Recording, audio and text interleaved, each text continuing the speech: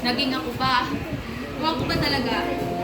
Hinanap sa puso na hindi maintindihan pagpalipas oras ako. Oo, alam ko. Nangalap ng sagot sa mga tanong, ako ba o siya? Pero hindi sagot ang mahanap sakit ang siyang natanggap. Dalawa ang iyong pagpipilian, pero sa dalawa ako napili mong saktan. Karapat-dapat ba ako? Kamahal-mahal ba ako? Bakit ako? Bakit ako ang pinili mong saktan? Dahil ba hindi ako siya? Dahil ba mas maganda siya?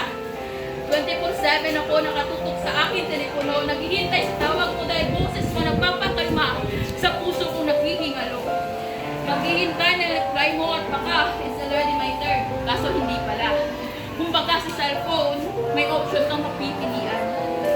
Pinilit kong paniwalaan ang sarili ko na ako ay yung mamahalin. Ako ang pipiliin kahit alam ko na.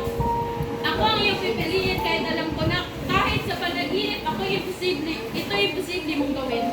Oras-oras ko iniisip, ano pang meron siya na wala sa akin.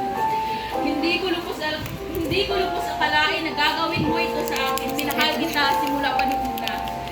Isinantabi ang kahihiyan sa katawan dahil sa pamilya mo'y tingin sa akin ay talungan. Hindi naman pala magiging tayo. Option mo lang naman pala ako. Binaniwala mo ako sa matatamis na salita at ako naman si tanga. Nagpauto na lang bigla. Salamat! Salamat dahil sa iyo, nawalan ako ng gana. Dahil sa iyo, natatakot na ako magpakagusto. Dahil sa iyo, naiba ang pananaw ko.